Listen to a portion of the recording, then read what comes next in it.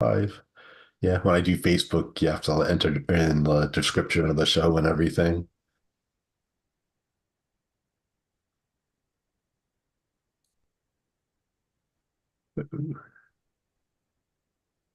Whoa. Okay, mute that. Streaming. The sound was, I Oh could hear my own God, voice yeah. in my headphones.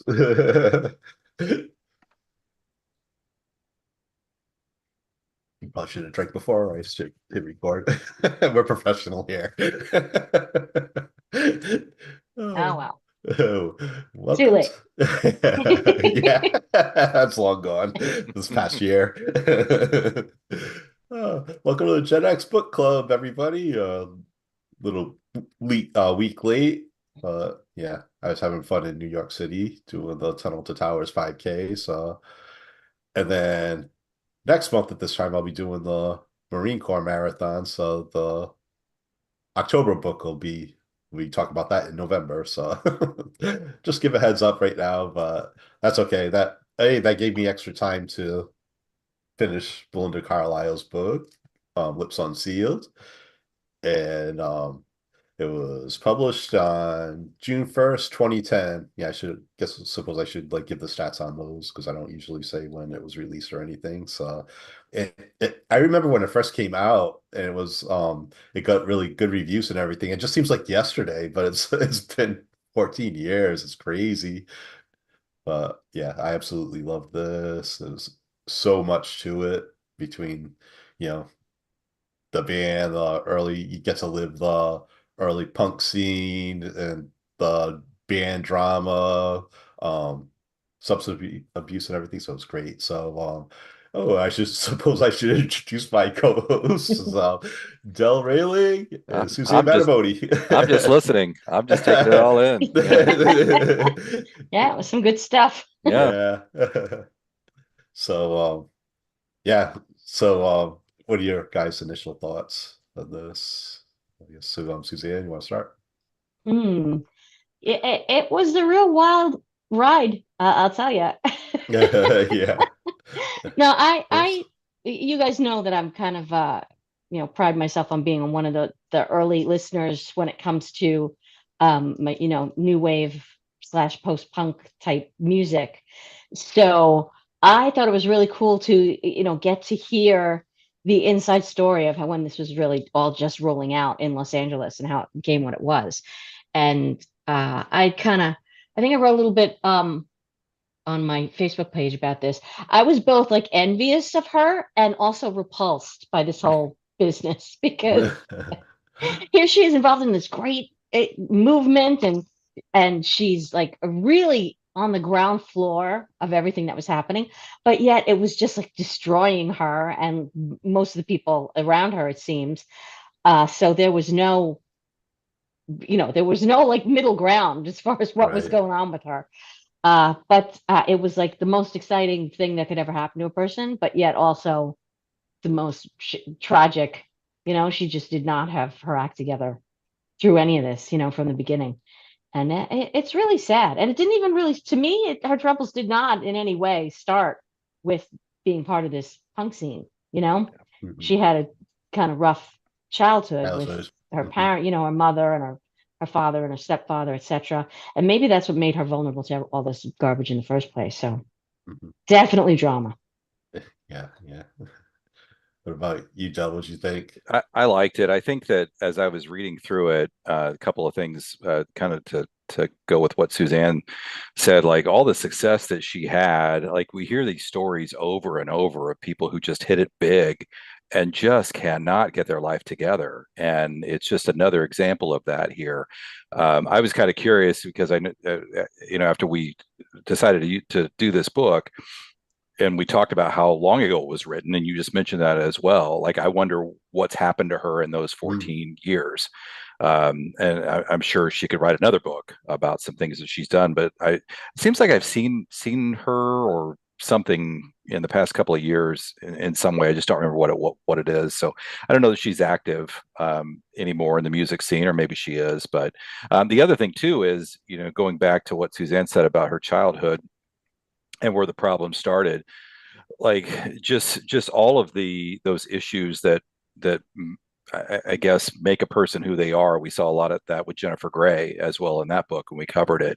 And just the Mhm. nastiness and meanness that people are, to individuals, and how that how that sort of shapes their life and the direction that they go and the problems that they have and that sort of thing. Not making excuses, but you just wonder if those things had not happened, what might her life have been without that. But just the name calling and the weight issues. I mean, I remember when the Go-Go's showed up, and I don't know how I remember this, but I was talking to somebody, and there was a conversation about her weight.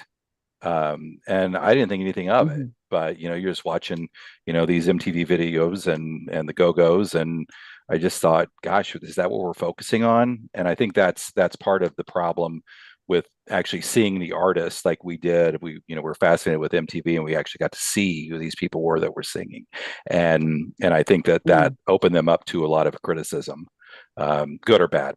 So Yeah, yeah, that and then yeah, looking back at the videos and everything, I mean she really doesn't even look, that heavy or anything. And but yeah, she had that reputation. It's crazy what, these people do. And Right? I mean, yeah, what she got slammed, and she was such a cute girl, yeah. I mean, Hmm. and she was, like plagued with that her whole life because maybe she wasn't like as anorexic skinny as, most 20-year-olds or what Mm, have you. But even so, she was such a pretty girl, just, through her whole life, but yeah. still had to put up with that. It's just terrible. Hmm. yeah. Yeah, yeah. So yeah, that doesn't help with issues and everything too, on top of that. But yeah, And even yeah. even after she got past the weight issues, and I mean, I remember when in '87 when she really hit it big with Heaven on Earth, and then that album, and then Heaven is a Hmm. Place on Earth, and the songs that followed that. Like, she looked great, and I mean, she'd lost the weight, and she looked fantastic, and I think she still struggled with it. And I think Mm, once you start that pattern, you just can't get out of it. It takes a ton of work, and it's I don't know. I didn't know whether to feel bad for her, or like, hey, why can't you get it together? mm. Yeah. Yeah, I think part of it was that she had I think that was one of the phases where she had stopped doing cocaine, before she started it back up again. Yeah. But yeah, you're right. And then she was comparing herself to Madonna, saying, "Oh, I wish I was, want to be as thin as Madonna." And she's always asking her husband, "Oh, do I look thinner than this morning or whatever?" Like, yeah, yeah, she was having a really hard time with the body issues. And all these teenage girls want to be Madonna, and Belinda Carlisle does too. That's Right. crazy. So Yeah. yeah, I don't know. I think she was cuter than Madonna. yeah, Yeah. Yeah. Madonna just wore less clothing. Yeah. That's how she got attention. Uh, But yeah, she definitely, Belinda, meaning not Madonna, had imposter syndrome going, as we mm, say, yeah. just mhm, her whole life. Like any minute. And I used to feel that this kind of thing was just celebrities being indulgent and kind of sit back and say, well, yeah, boo-hoo for you. Why can't you get yourself together, like you're saying, Hmm. Dell? But the more of these that I read, and I never read as many as I have, and since joining this group. But the more of these that I read, the more that I think that it's not. They don't even have control over it. Maybe it starts out like, oh, indulgence. I'm young, I've got money, blah blah blah. But the even after, like you said, she found a husband she was crazy about. She had a son who loved her. She had a pretty successful career. Maybe, I mean, nobody's recording career goes on forever. It's kind of a young person's game. But even so, everybody around the world knows who she is. mhm, But she was still saying, I'm not good enough. Any minute they're going to find me out. She said that she was still thought she was Belimpa, which is what Mm. the kids called her in high school mhm. because she was insisting that she was not up to snuff then with her weights. So Right. it's just really sad. And I think it's a mentality, and I think it's like physically part of having like an addictive personality. I think that's physiology, physiological. That's your Mhm. physiology. It's not just happenstance, although that, circumstance contributes and, lets you go down that road. But man, it's just sad. Yeah. Yep. Um, yeah, that was really and yeah, and I absolutely love. She has like such a unique voice. Like you hear, she's one of those people that you hear her, you know exactly who it is. So she's Her definitely singing got the voice, yeah. talent. Yeah. Absolutely, absolutely. It was a very unique voice, and it was a cool band. It was Hmm. one of the few like girl bands, real successful girl bands ever. Even, to this day, like you don't really see bands like that are just all women these Hmm. days. You rarely see bands anymore. It's all, like individual people Right. off of American Idol or what have you, Yeah. The Voice, what have you. But that was pretty unique. Maybe them and the Bangles, maybe there are a couple of other, girl trios out there in the new wave scene, I think, here and there. But it was distinctive. And her voice, you hear her voice, you know exactly who it is. You don't have to listen for very long Yeah. to know. So you think she'd take pride in that and Mhm. feel like she's somebody, but Yeah. she was just Yes. so unhappy.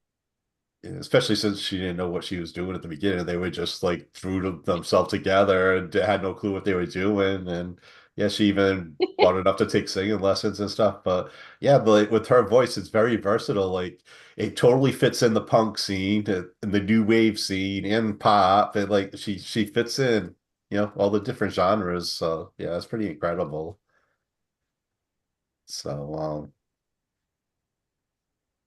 so that was really cool seeing form, and then right off the bat they were having drama with you know with band members. Was it Margot, the bass player, and well, was there somebody else? Was it the drum? Oh, it was the drummer too. That Yeah, it was it was the drummer James that Weedland.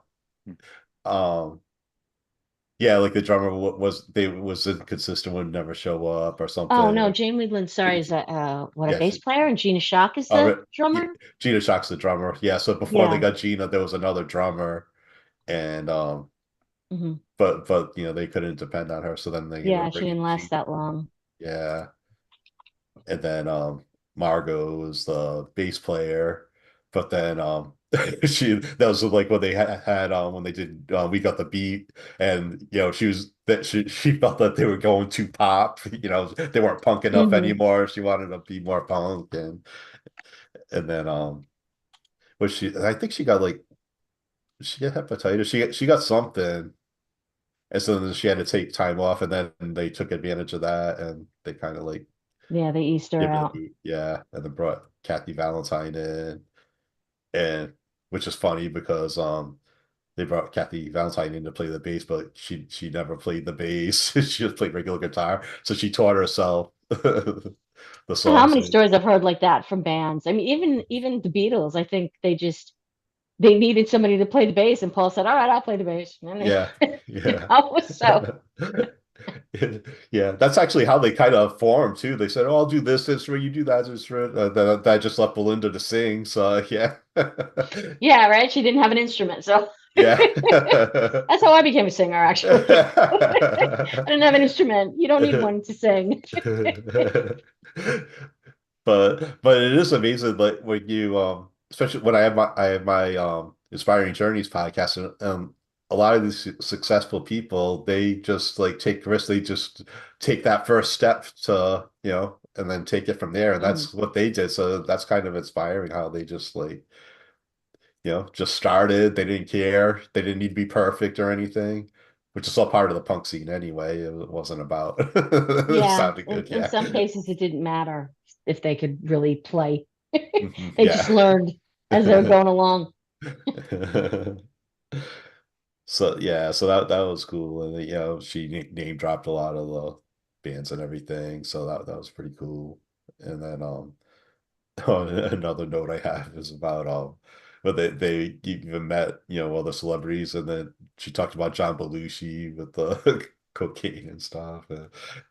But he told them not to do cocaine, and then later on that night or something, he comes by with all the cocaine and asked him to do Uh, it. yeah, and then she noted that she was aware the day that he OD'd, Mm, and I think she was like at that building with him not too long before or something, or they were at a party yeah, together not too long before, but yet yeah. she just kept on spiraling.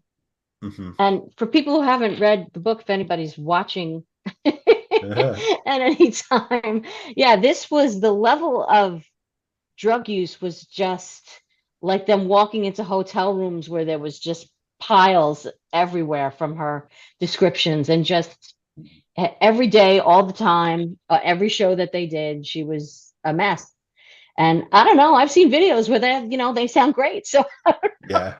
sometimes it's like, I don't know, did that just work for her and make her performance, that much more energetic? I really don't know, but I wouldn't have guessed. Not that you don't guess that, somebody in a rock band isn't doing drugs, but I wouldn't have guessed that that was so pervasive that it was just ruining her life. Hmm. So, Yeah, yeah, yeah. It was the same thing with Charlotte too. Charlotte Caffey, she had major problems too. So yeah, Did, and she's cleaned up. did you watch the documentary, the Go-Go's documentary? I haven't seen it, but it's Yeah, been no, out. I It's been haven't out for a watched few that. years, but yeah, I want to go back and watch that. But it sounds like, yeah, it Yeah, I'll wasn't make a just note. Belinda, like you said. It was a few of them. yeah, yeah. Well, I think they were all doing stuff, but then it got to the point where yeah, Belinda and Charlotte were out of control. Yeah. Well, the band members got, I don't remember what point in the book, but I remember her saying the band members pulled her aside and said, you've got to get it together if, we're going to be a band. And Mhm. I don't remember what her response was, but something like she's not ready. And then they're like, well, we can't be a band. So, yeah. So I don't know. Yeah, that was So, after they reunited and they were yeah. starting to tour again, and yeah, Well, she did talk. You talked about the Belushi thing, but she talked about some other people that she had encounters with, and it's always fascinating to me when I read these books to hear like you think like the music scene is so huge, and maybe they know a few people, but it seems like they all kind of run into each other at some point, either at parties or award shows or whatever. But it was Maurice Gibb from the Bee Gees actually yeah. pulled her aside at the Grammys and said, "Wipe your nose." Hmm. Um, and I mean, Okay. what a wake up call that would be for anybody, I would think. But I don't know that I'm curious how that conversation went. But I know she's also said like Rod Stewart, she hung out with him too, and so I don't know. That's Oh always yeah, fascinating to that me. was that was some big scene where they were at that hotel Yeah, where there was stuff going on in the pool, and there was like people on the other side, and Rod Stewart was going back and forth in his hotel room saying he couldn't sleep, Yeah, yeah, and that's they're right. yelling to each other across the hotel, and Yeah, just, I mean, you would think that that in itself could be a movie. Like, I want to see that movie of right. that night Yeah. and that party. Well, yeah. according to her, anybody could have just shown up at the party. If you would have known her back then, she would have let you into her hotel room or Yeah. whatever. She said just Yeah, strange people I were was just never showing invited up. to these parties. Yeah. Where was I?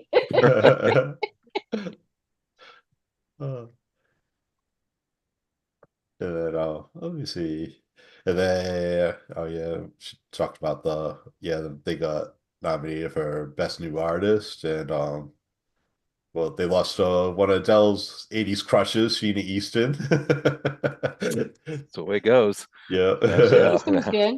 yeah, Yeah. but yeah, that was the and I looked at like the other nominees. Jesus, really good. Luther Vandross, James Ingram, Adam and the Ants. So that was like Hmm. pretty big. Good The year. '80s, yeah. Yeah. uh, yeah. Then yeah. Then she was talking about Mike Marshall. I'm sure like Dell's a fellow baseball fan too, so he was Yeah. remember. When I saw that, I was like, "Hey, there was a Mike Marshall that played for the Dodgers back in the '80s," and then sure enough, it was the same That's the guy. So guy. Yeah. have a different perspective of him after reading this book. But Mm, That was kind of a yeah, weird relationship. yeah, yeah. Yeah. she did have the smarts to get out of it though. So you've got to give her credit for that. But it sounds like it went on for longer than it should have. Yeah, yeah, yeah. They didn't sound like a good match or anything. Yeah. And then I also noticed that yeah, at the time she mentioned Bob Welsh and because he was at on the Dodgers at the same Yeah. time. And that stood out to me because he wrote a book, he wrote a memoir called 5 O'clock Comes Early.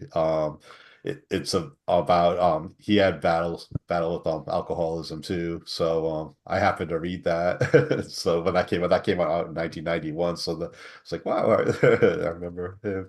And it's funny, with all the the addictions, and then yeah, he had an alcohol problem himself, but I don't know that they hung out or anything. It's crazy what Suzanne said earlier, like that all this addiction and you can still function. Like I feel Mm, like if I were to just even do something once, like I'd be down for a week. There would be no like no one would see me. I I don't, but I don't know. I guess that's the functioning alcoholic term you hear a lot too, where people have issues and they can still go on through life. But Yeah, maybe. yeah, And you yeah, get a certain tolerance level, yeah, that just goes yeah, up and up. yeah. And maybe that's what was going on with Belinda. I don't know, but it just, yeah, I don't know how you do that. You abuse your body every day like that. Well, that But and she was able to hide it even like from oh her yeah, husband, as mm, she was living with him for a good amount of time, it sounds like. yeah, leaving in the Um, middle of the night yeah, and yeah, when he it's just like, slept and ah, yeah. And then yeah. I forget exactly what happened, but the time that he caught her, I don't know if he woke up earlier than she expected or she didn't realize what time it was, but she was in the living room doing a line of coke or whatever, and he walked in. So, but yeah, I mean, eventually, you think eventually you're going to get caught somehow. You're going to slip up, and she did, but it didn't really. She just went mm, right back on it later. So Yeah, I don't know. yeah, yeah. And it even got to the point where she wasn't even hiding it anymore. She would tell him, "I'm gonna go get this, but I can handle it." Yeah, Yeah, just mm. shows the power of the addiction.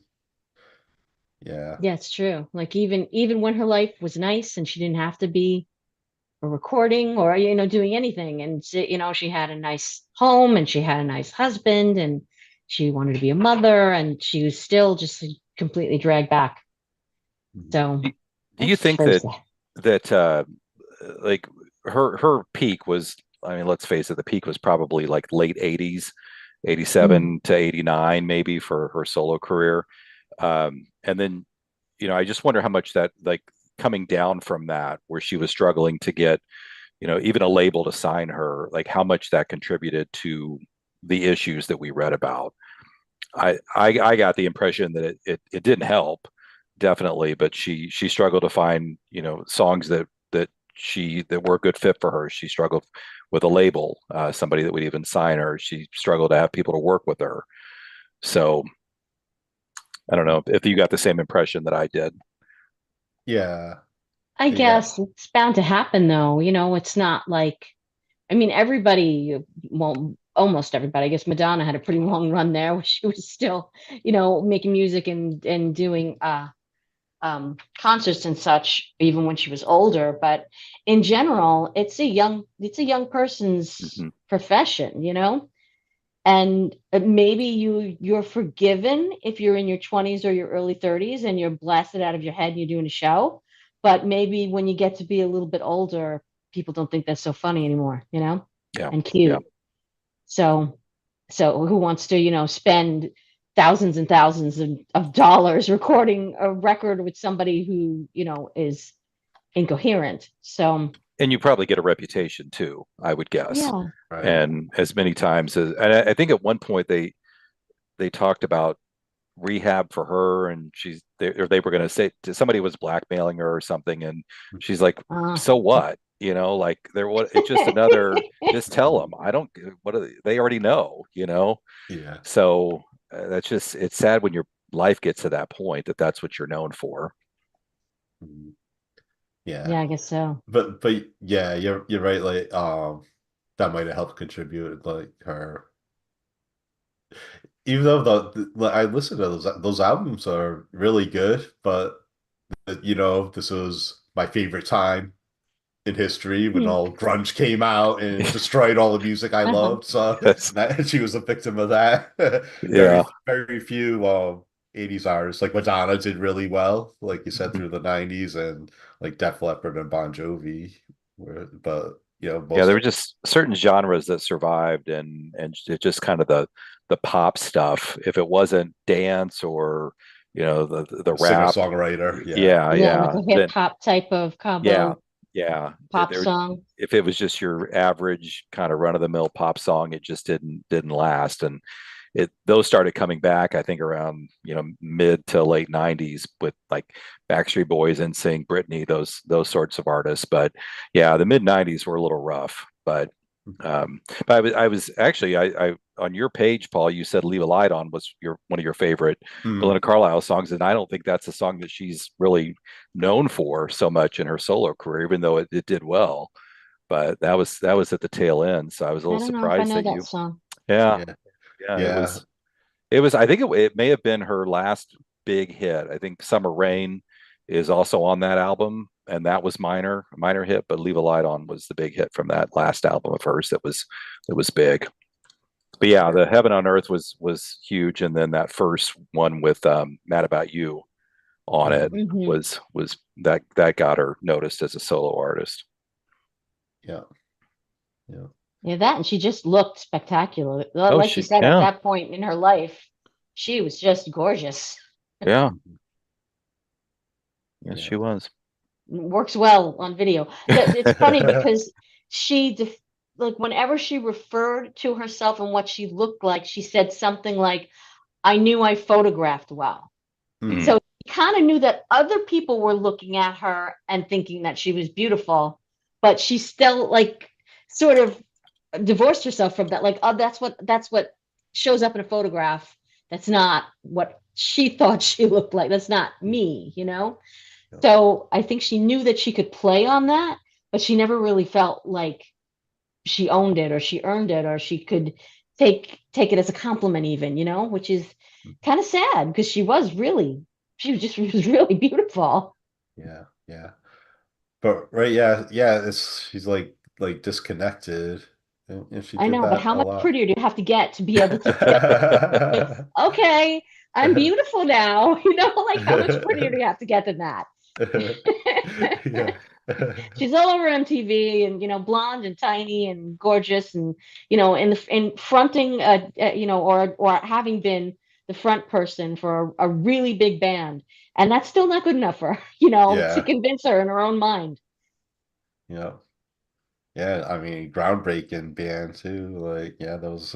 And then I was surprised to find like, when I was watching that documentary that you mentioned, Dell, and they mentioned that they weren't in the Hall of Fame yet, the Rock and Roll Hall of Fame. I was Yeah, like, what the hell? So then I looked it up, and then they I are saw now. that, yeah, yeah, they were Yeah. there the following year, and it, when I was reading, part of it was credited because of that documentary.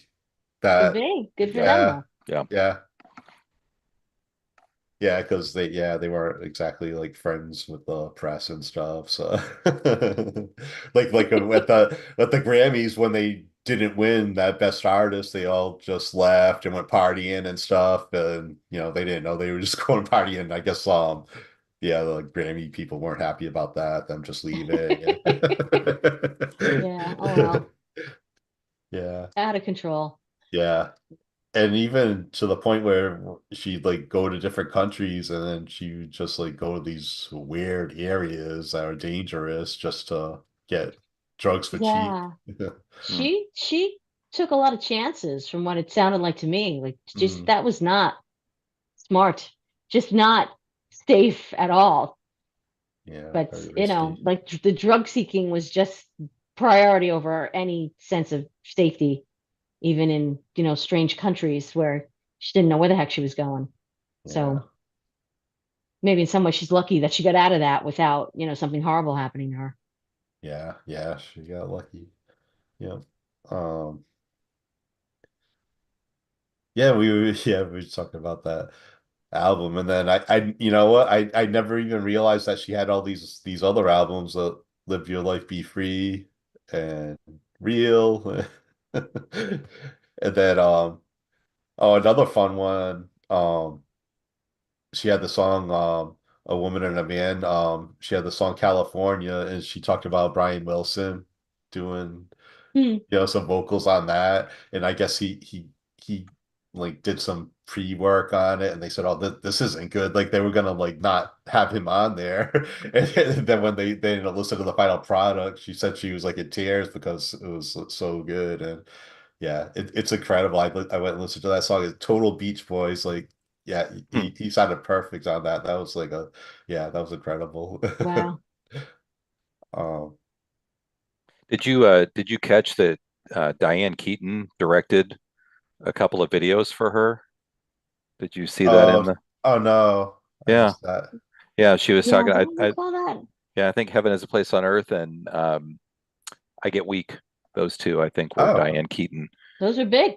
Yeah, yeah. yeah. Um, so yeah, I had no. I mean, it's one of those things like, oh, I had no idea. So, but those are great videos. You, you can use that as your trivia in your There you radio go. show. The trivia There you question. go. Yep. Every Saturday morning. There we Interesting. go. Who Yeah, I guess she directed? mentioned. I'm recalling now maybe that she mentioned that she Yeah, liked working with Diane Keaton. Yeah, So yeah, yeah, yeah. that I was did. definitely a high point, that album.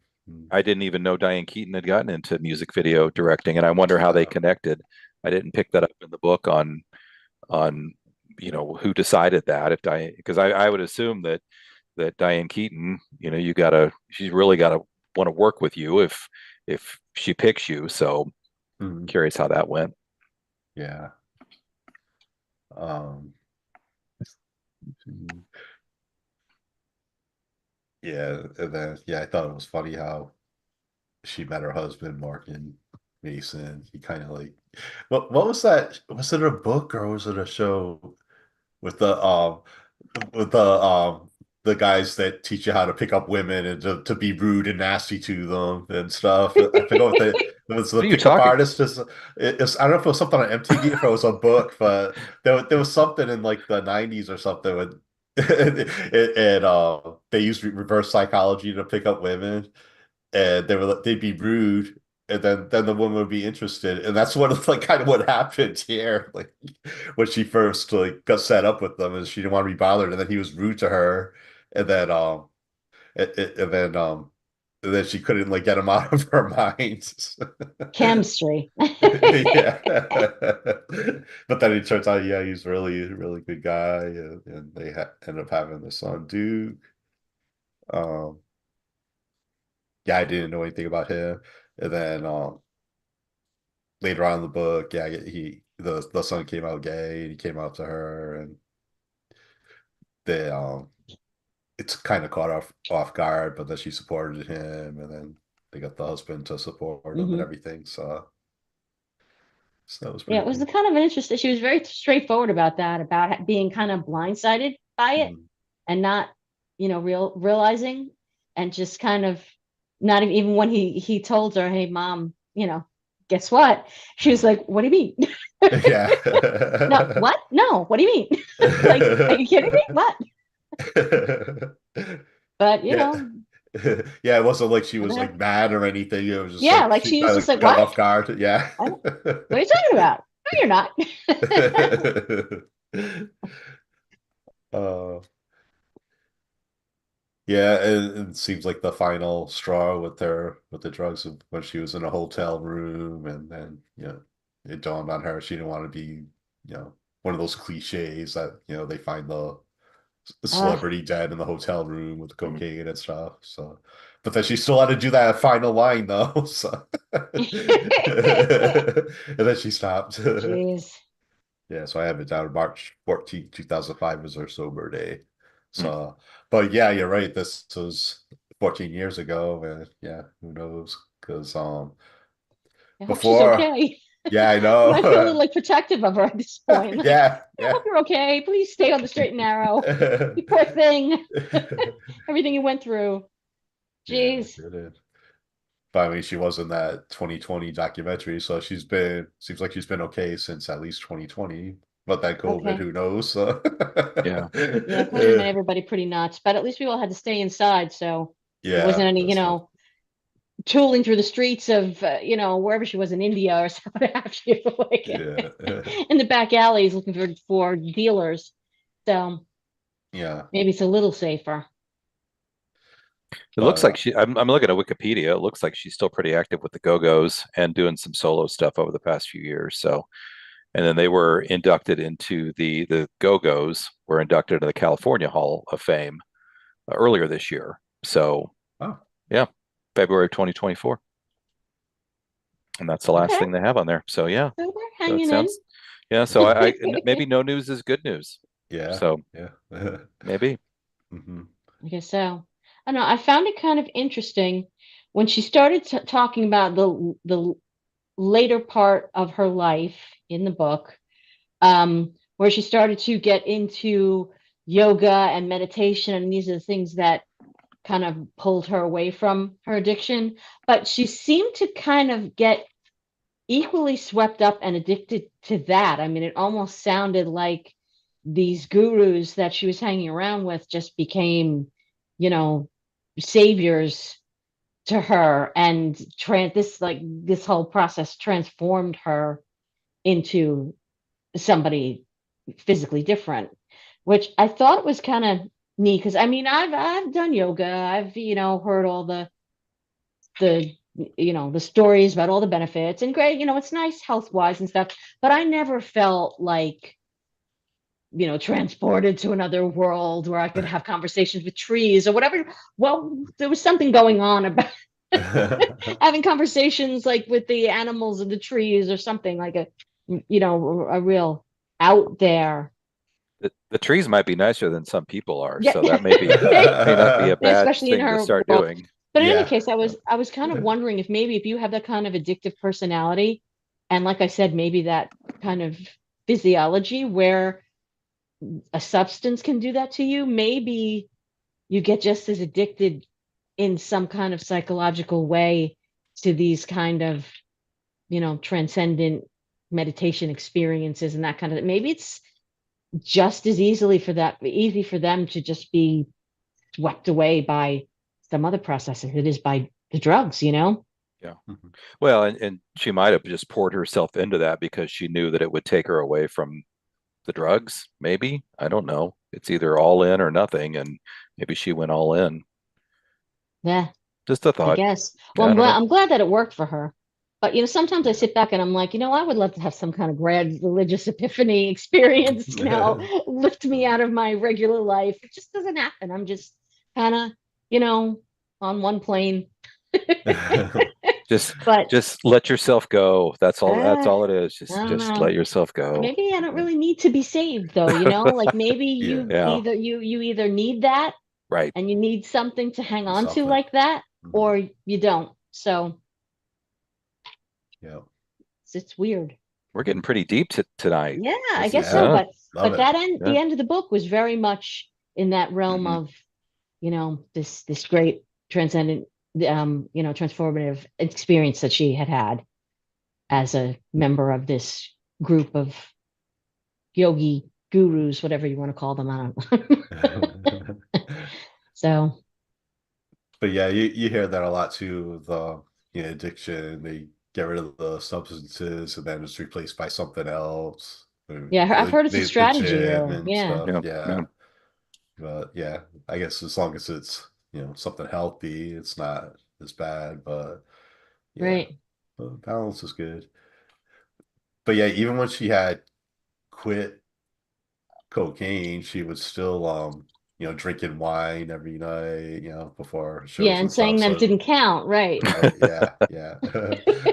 So now I think she finally figured it out. So yeah, that's good. um yeah, because it's scary because it kind of reminded I read before we started this book club, if I was trying to figure out books, I read Matthew Perry's memoir, considering using that one, but that one's way too dark. But yeah, he had similar issues with the drugs. Like he Wow, darker than Belinda? Because like I'm yeah, saying, this is wow. yeah, Okay, maybe I'll skip that one. yeah. I thought Because about it. well, you think about it, he's gone now, so yeah, so Yeah, so that's where it got him. yeah. Yeah, so you could see yeah, that grip that it gets on you and you can't let go. You just never know. I mean, look at it. Was it Philip Seymour Hoffman? He was sober for so many years, and then he just went back to it once, and then that was it. And yeah, Ah, yeah, we are so getting pretty sad and deep, aren't we? yeah, But you know, the celebrity memoirs, they're full of trouble, yeah. except for Ralph Macchio, Macchio. exactly. Good old How did that Ralph. guy do it? I don't know.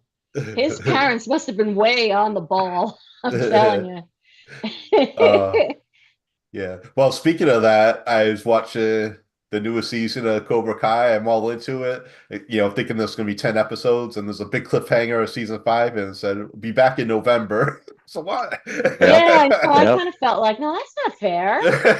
I didn't know Huh. Netflix was pulling Bad that enough many. we waited like a year for this Yeah. these 5 episodes. Keeps people subscribed. That's what it does. Yeah, exactly. Yeah, Yeah. I guess so. That's the whole idea. I feel Yeah. very manipulated though. Yep. Yep. Yeah. I do. Like I'm at their mercy. They just like string me along. Yeah. But yeah, so far I'm liking that season too. Yeah, I'll It's the bring it last back up one. to a later note. Yeah. Last one. Oh, yeah. Thanks for bringing us back down, Del. You're welcome. Hey, I'm good for something. Um, I don't know if there's anything else we want to bring up about this, but yeah,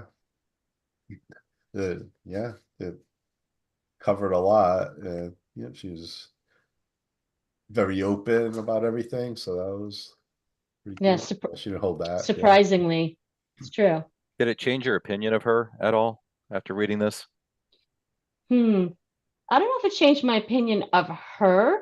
It maybe it changed my opinion a little bit of that whole scene as far as what the reality of it was like, Hmm. as opposed to, in my mind as a young person, just glorifying that whole Yeah. experience that they were having and wishing that I was, up there having it with them, but maybe it's okay to skip that. I've missed that and just listen to it on the radio and on MTV. Yeah, exactly. Yeah. Yeah, because I mean, she mentioned, singing the Sex Pistols, they kind of Yeah, had how cool is problems, and that? yeah. So like I said, I'm envious and repulsed at the same time. I don't know. I Yeah, can't yeah, reconcile yeah. it. I mean, yeah, like right at the beginnings of all these, so yeah, that's pretty cool. But yeah, a lot of Absolutely, troubles. yeah. Yeah. So yeah, has ups and downs. Because yeah, she was in California, but the punk scene, you would know Suzanne was big in New York too, right? Yeah, K-Rock, and then a couple of radio stations on in New York and on Long Island, Yeah. WDRE and WLIR were really the only people who were playing that music when it first came out. So, Mm, then it kind of seeped toward the center of the country. yeah. Yeah. Do you remember the Go-Go's being played I on do. those? Okay. I Yeah. do, yeah. But Yeah. they became pop very quickly. Like when we listened to Yeah. them, they weren't considered like a punk band or anything, but it was all part of that kind of cool new wave dance scene. Mm, Everybody loved the Yeah. Go-Go's. They're a lot of fun to jump around to. yeah. And they were just all so cute. Yeah. Yeah. First wave on Sirius XM. I don't know. I was just trying to think, do they play the Go-Go's on there? And I don't know that I ever hear Hmm. the Go-Go's played on I don't there. think I've heard them, but I don't listen to it so much that Yeah. I don't know if I'm the definitive I mean, source. I could just be missing it. I heard him play Joan Jett one day, which I thought was interesting. Yeah, they play the Um, Pretenders, they play Blondie. I don't yeah. know that I've heard them play the Go-Go's. Have I heard them do the Bangles? Maybe not the Bangles either. Yeah. Yeah. So I just wonder if they can, if like whoever programs the station considers them a pop band, so I don't know. Mhm. But yeah, I can easily see them, being a new wave band. But like we've talked about, we didn't have the cool stuff here in Indiana That's right. that you had in New The York the and on the West fashions, like Coast. they dressed like new wave girls. Yeah. Yeah. You know, they Yep. they looked like new wave girls. Her hair, she had like the kind of really short, almost buzzed hair. Even Jade Weedland had the very short, kind of pixie-ish androgynous look to her. Mhm. That was kind of new wave. Yeah.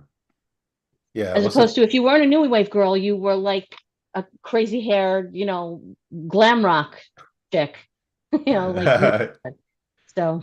I was hoping for a little more Jane Weedland talk. I didn't hear anything in the book Oh much yeah, about her. I've always liked Jane Weedland. I don't know what yeah. it is about her, but and you just don't know much about her. At least Hmm. I don't. But I felt a little bad. I mean, just specific to this memoir, I felt a little bad for Jane Whelan because it sounded like she was very integral to all their popular songs. Like she wrote a lot of that music along with some of the other members, but it sounded like she was kind of driving their better songs. But then she went off on her own, mhm. and not that much happened. Yeah, I think like she Yeah. had a couple of songs, but they weren't nearly as recognizable or as, right, big hit. right. And it's kind of sad because then, what is she feeling like without, Belinda, because she was the cute blonde, to be in Yeah. the up front singing it, it didn't have the same effect on people, even though it really sounded very similar to all the other Hmm. music that they had put out. So that has to be a bummer, Yeah. Rush Hour is do a you know? Rush Hour is a great song of Yeah. Jane Weedland's. I don't know if Yeah, you it's remember that cute. one or not, but yeah, it's upbeat, it's fun. And that was really the only big hit that she had. Hmm. So, and she was in Clue. Do you remember her cameo in Clue? She's the I don't think I saw it. singing telegram. Uh, Yeah, mm, Oh, that's yeah. cute. So No, I she don't know if has I an saw appearance that in, movie. yeah. She was So, in Bill and Ted's Excellent Adventure, wasn't she? yeah. oh Jonah. yeah, Yeah. yes. Yeah. So Yeah. that was fun. Yeah. I kind of felt dirty having a crush on Joan of Arc, but that felt so wrong. But Yeah, she was yeah, a she's pretty cute in cute that. Joan of Arc. Yeah, and then there's Yeah. a scene where she's at the mall and they're doing jazzercise Yeah. and Yeah. doing little kicks, and Yeah. it was funny. That movie had a funny sensibility to it. Yeah. Yeah. But yeah, she ended up going on her own because she wanted to sing lead on some of the songs, but they wouldn't let her. The way Belinda made it sound like the management wouldn't let her. It didn't sound like it was like Belinda doing it, but the way she put it, just like When they really didn't seem. I know we need to wrap up, but they really didn't seem to fight much when like there was I think there was a question about song rights or something like that, and they were going to yeah, re-release. The label was going to release I don't know if it's great. I don't know, remember the details, but they basically were just like we can fight it and lose, or we can go ahead and go along with it and try to make it a success, or just not do anything. And they didn't really try to fight anything. So I don't know. Oh yeah, I think I am recalling that. Yeah, well, there's an issue. There's always an issue with ASCAP fees. Like there's certain fees that whoever wrote the song, every time it's played, that person gets paid if you wrote the song. If you're singing the song, I think you only get paid on album sales as opposed to radio play or whenever else that is Hmm. used. So I think there's a certain amount of then um push and pull, like as we saw. All right, Jane Weedland wrote the song maybe with somebody else in the band, but would it have been a success if it wasn't Belinda Carlisle mhm, singing it? Yeah. Yeah. right, So who's getting all the money and who drove the success of the particular song? So everybody has a reason to argue and be jealous, That's and it's That's why rough. some of those singers will post they receive like a 68-cent royalty check, mhm. and they take a picture of it and post it on their page or whatever, because Yeah, maybe they're getting not hardly anything since they're the singer on the song. I don't know how all that works, but yeah. yeah. Even with the songwriter, like I think Vacation was in a lot of commercials and stuff, so you get royalties for that. But like you said, I Mhm. think it's just the songwriters that get that, and yeah, I think she mentioned it in the book. I know they definitely talked about it in the documentary because Charlotte Caffey wrote a ton of songs, so she was making a ton of money. But Belinda and Gina Shock weren't really writing any songs, so they were kind Yeah, I of think financially it makes a big difference. So there's always a lot of legal issues around that. yeah, yeah. But yeah, so I mean, I loved reading this, and then got me listening to all the music again and everything. So yeah, and yeah, yeah, I'm yeah, I'm loving it. All in the song, the albums I didn't even know that Belinda did. I've listened to it. It's really good too. It's just too bad that they didn't get the push or anything. Well, again, it was because of the times and everything. So Right, because that kind of that wave of that type of music wasn't really the big thing anymore because grunge was coming in. So yeah, yeah, she didn't even so mention that, but yeah. So yeah, that might lead to like Dell's question. Oh, maybe that didn't help with the addiction, mhm. center spiraling and not Grunge had realizing. grunge had a bad effect on a lot of us. Yes. So Yes. not all of us turned to drugs, but still very traumatic. Yeah, yeah. But all our bands are back now. I don't even know if I mentioned yet. I saw a bunch of concerts this summer. Got to see Sammy Hagar. I think Oh, nice. he's turning 77 this month, and he sounds like he did 40 Jeez. years ago. It's crazy. It's not like he needs a clean life. Well, I think it's more with him. It's more alcohol, not Mm.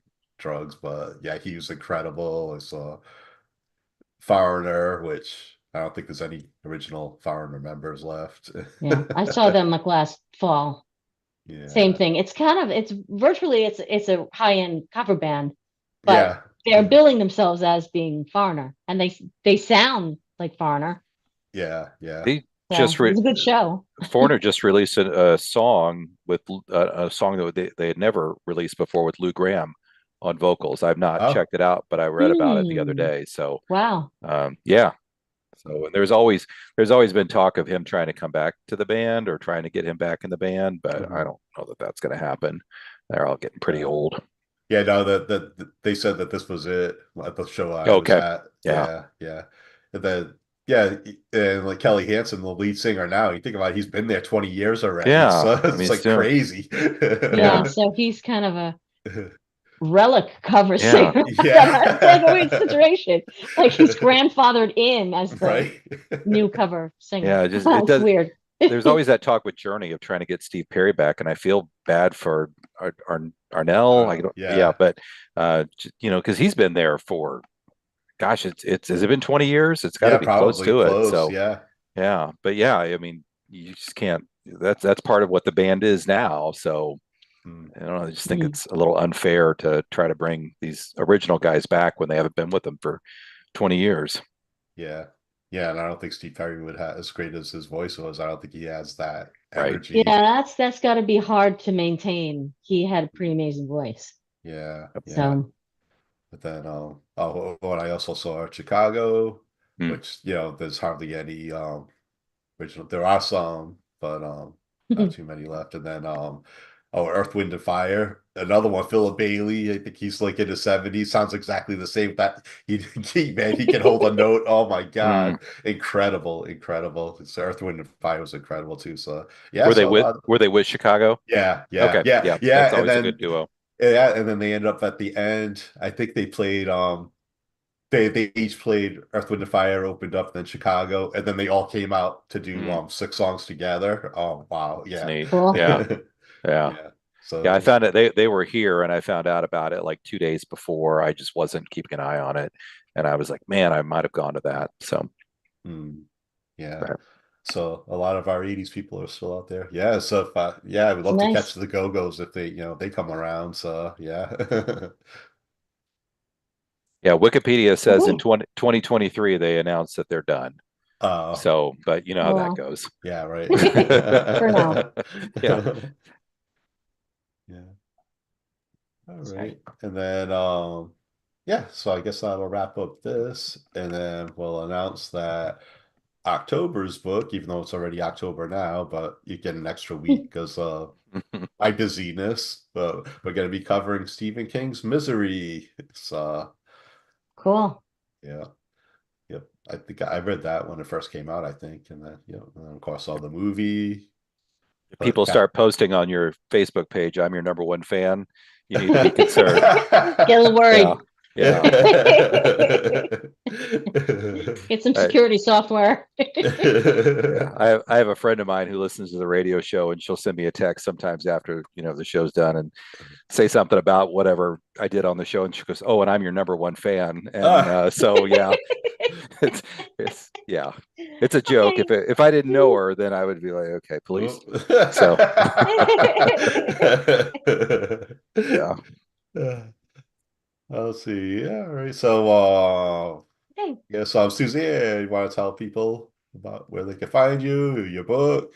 Okay, yeah. You can find me at SuzanneMataboni.com or onceinaLifetimeNovel.com, which is my debut novel set in the 1980s, which is a lot of fun. And we're going to the Frankfurt Book Fair in Germany in a week, so that's cool Fun. stuff. Yeah. Yeah. That's awesome. Yeah. So that's where you can find me soon. How long will you be over there? Congratulations. It's 4 days, but I'll spend a couple days in London too, just Oh, nice. sightseeing. Yeah. Nice. Post some pictures. Oh yeah, we'll Yeah. do. That's great. Yeah, congratulations on that. And oh, yeah, I was gonna say maybe you see Belinda, but I think she in the south of France. Well, I don't even know if she's still there Oh anymore. yeah. I'll keep an eye out though. Yeah, you never know. Make sure Celebrity sighting. keep an eye on Yeah. her. Make sure she's not partying. We're watching out for you, Belinda. All right, Del, talk about your show because it's up and kicking, right? What's that? Yeah, show's up and kicking. You want to? Yeah, we're 10 minutes in, so Oh, you didn't even that's notice. right. Yeah. Uh-oh. Here we go again. We gotta end this by 8 p.m. I gotta doing double duty right now. So anyway, it's the 80s at 8 on the WEDM app. You can also download the Radio Deck app and just do a search for WEDM. And I feel like I say this every time you ask me, but we're on a hiatus after tonight, so we're going to be on a 2-week break, and then we'll be back, I think, toward the weekend before Halloween. So we'll do a Halloween show, some spooky 80s songs. You can tune in for that, so should be fun. But 8 a.m. and 8 p.m. Saturday and Sunday. Awesome. Thank you. And then, well, oh yeah, I suppose I should mention myself. I have returned to the 80s on Facebook and Instagram, and I have my inspiring journeys. And yep, Suzanne's been on there about her Yeah, book, and it's then great.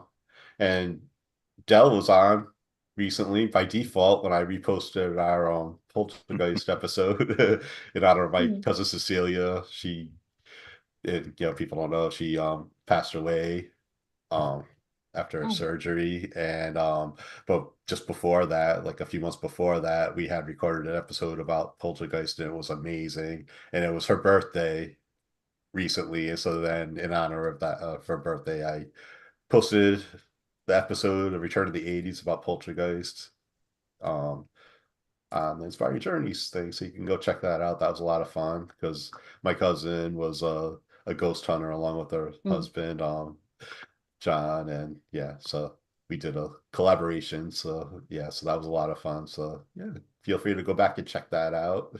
I was freaked out during that podcast, just for the record. Wow. So mission accomplished for all of you that have me on there. But yeah, Good Halloween stuff. oh yeah. Yeah. I really felt like she was coming to Indiana to get me and kidnap me and shove me into a haunted house somewhere. Yeah. So she had a great sense of humor. She And, did. She yeah, did. That was a blast. Yeah. I really had a fun time doing that. Yeah, she used to tease me when I was younger, but then Dell came along and she smelled blood and she went for it. Oh, you're from Indiana? That's the most haunted state. Oh yeah. I didn't leave my house for a week. I was hearing all kinds of noises around my own house. It was bad.